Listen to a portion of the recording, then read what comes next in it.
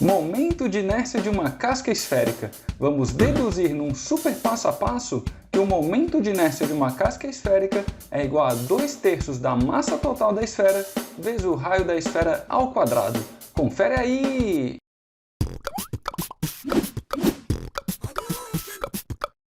Olá, eu sou o Kleber e vamos começar a deduzir um momento de inércia de uma casca esférica com um eixo de rotação passando pelo centro de massa.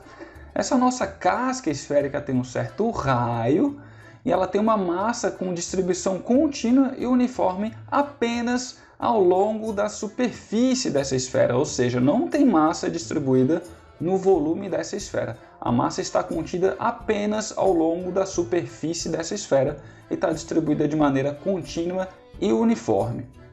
Bom, para deduzir o momento de inércia, nós vamos partir da equação na física que descreve como calcular o momento de inércia para distribuições de massas contínuas, que é a integral de r ao quadrado vezes a diferencial da massa. Bom, o que essa equação vai fazer para a gente é pegar cada infinitésimo de massa, ver a distância que ele está do eixo de rotação e fazer essa conta, r ao quadrado vezes a diferencial da massa. Depois ela vai pegar um outro infinitésimo que está a uma outra distância e vai fazer a mesma conta.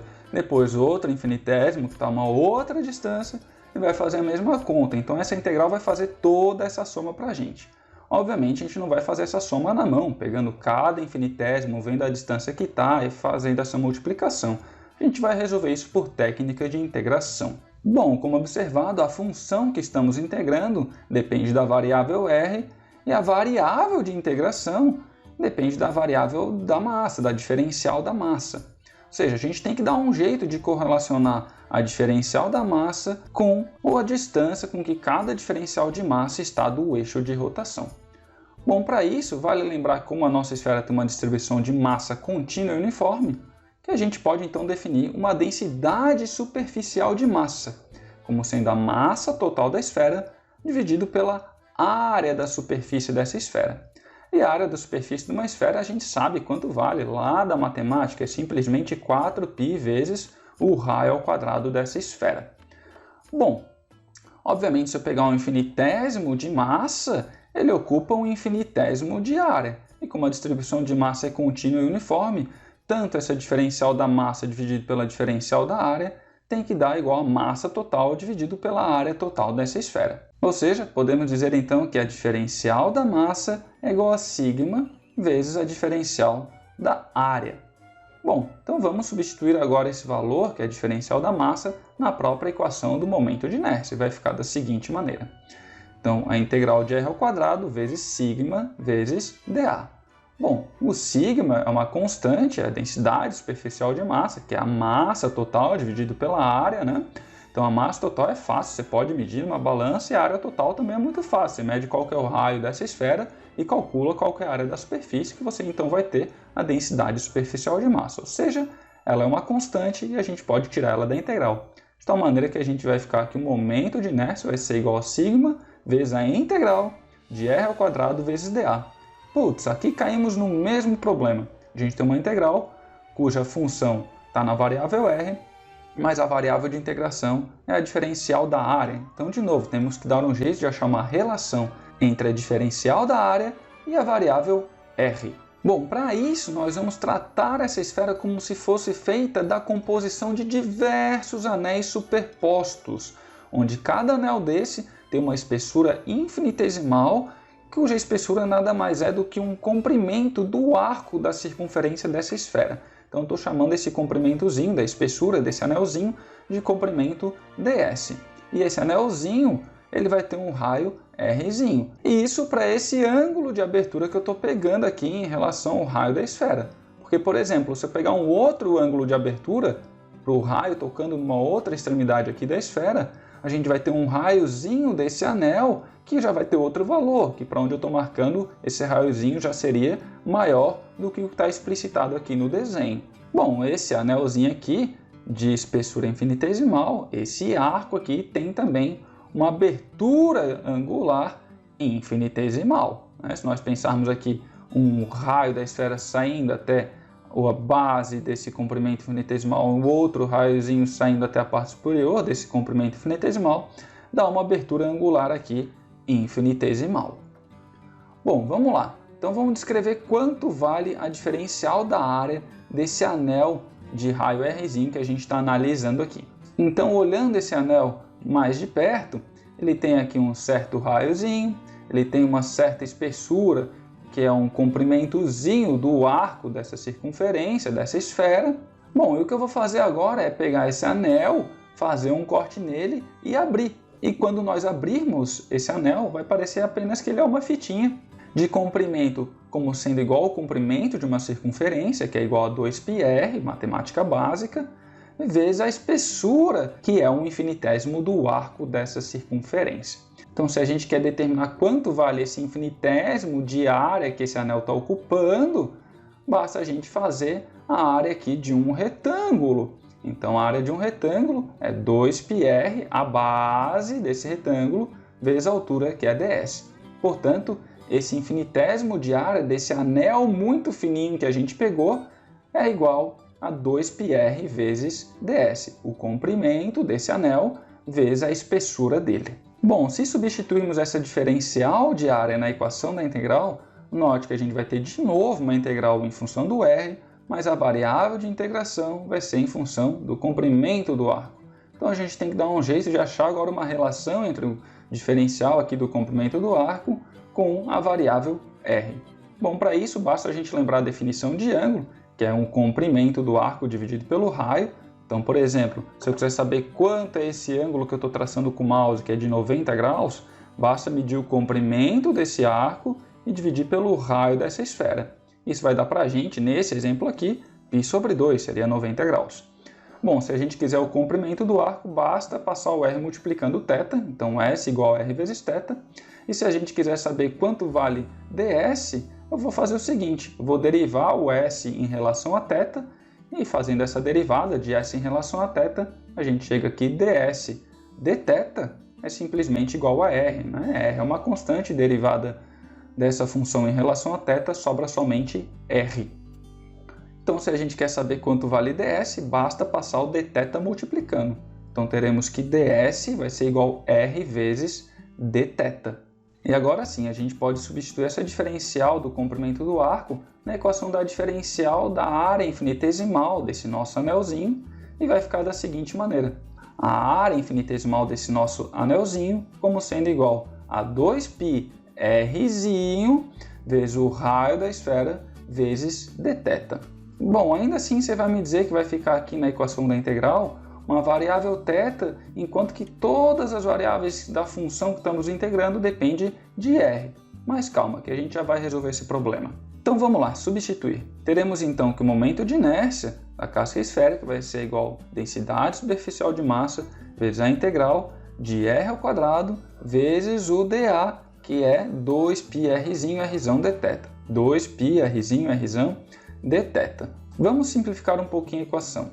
Vamos jogar as constantes para fora, então o 2, o π, o sigma e o raio da esfera podem sair da equação, vai ficar apenas a integral de r ao cubo dθ. Bom, antes de dar continuidade à resolução dessa integral de r ao cubo dθ, vou pedir para você curtir esse vídeo, se inscrever no canal e ativar o sino para receber notificações sempre que eu vier a publicar novos conteúdos. Vou deixar aí também no card uma playlist só de exercícios com diversos momentos de inércia de corpos maciços. Também deixe aí nos comentários se tiver alguma dúvida ao longo desse exercício, ou mesmo se tiver alguma sugestão de algum novo exercício que eu possa vir a fazer para vocês. Agora vamos lá, resolver essa integral. Então, para relacionarmos r com a variável θ, basta lembrarmos de uma função trigonométrica bem conhecida, que é o seno de θ, que é o cateto oposto sobre a hipotenusa. Por que usar essa equação?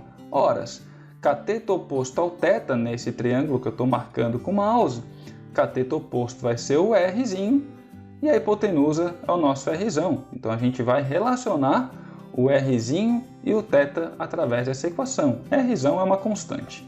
Então vamos lá. Seno de θ, cateto oposto a θ, o rzinho, hipotenusa, o rzão. Então, seno de θ igual a rzinho sobre rzão. Então, se a gente quer o rzinho em função de θ, a gente pode escrever como rzinho igual a rzão, que é uma constante, vezes o seno de θ. E agora a gente pode substituir esse valor do rzinho aqui na equação e a gente vai ter uma integral toda apenas em função de θ. Vamos fazer isso. Então, fazendo isso, substituindo rzinho como r seno de θ no lugar do rzinho aqui na integral, ficamos com o momento de inércia igual a 2π sigma rzão, tudo que já estava antes, fora da integral, vezes a integral de rzinho ao cubo. Rzinho ao cubo é rzão ao cubo vezes o seno ao cubo de θ, vezes a diferencial de θ que já estava lá na integral. Então, de novo, a gente pode simplificar um pouquinho jogando o r ao cubo para fora, a gente vai ficar com r na quarta, e vai ficar apenas com a integral de seno ao cubo de θ dθ, ou seja, uma integral que depende apenas da variável θ.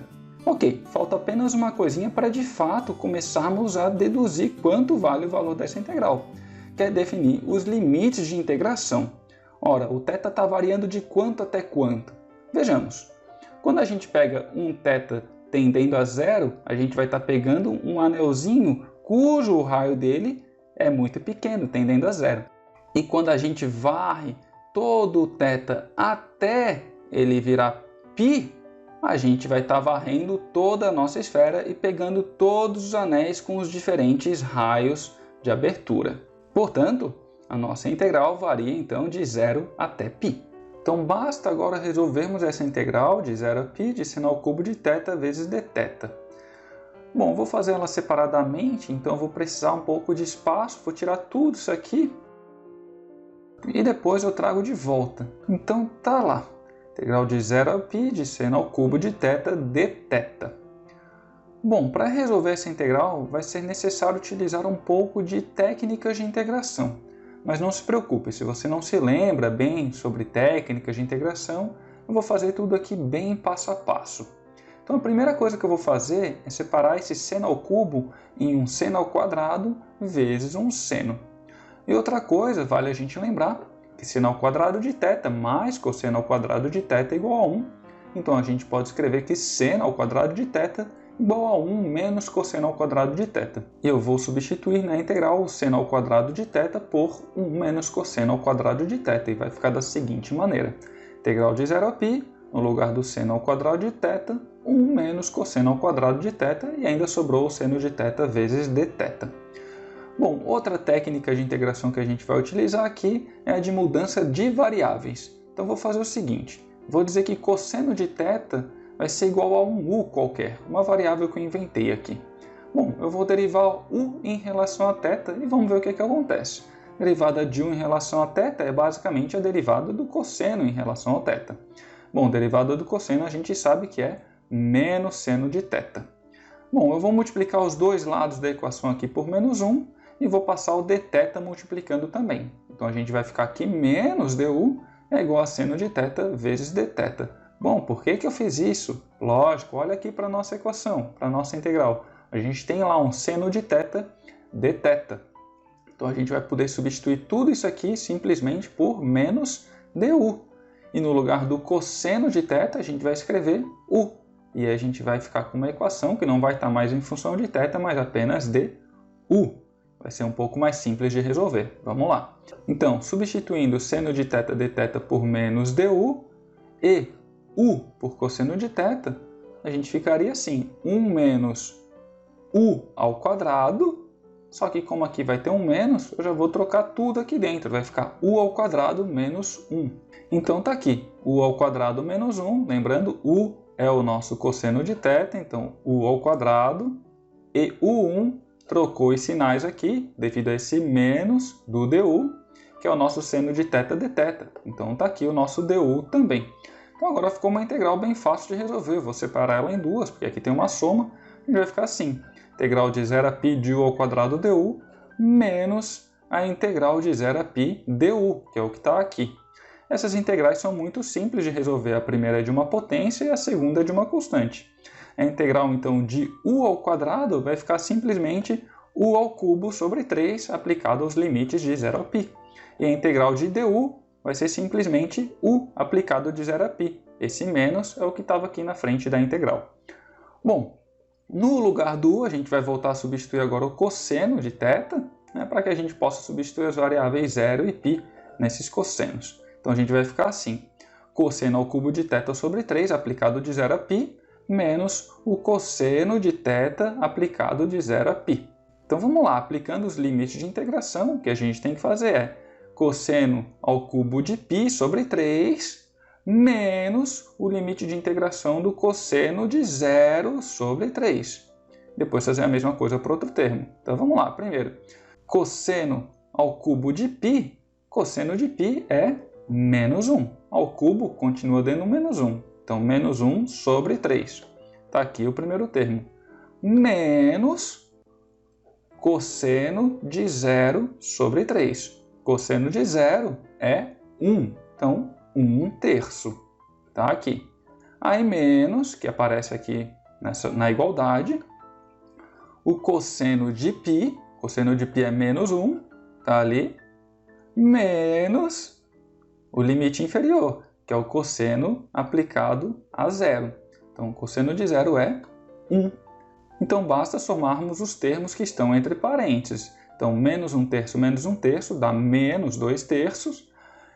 E menos 1 com menos 1 dá menos 2. Só que tem um sinal negativo aqui. Então, menos com menos fica mais 2.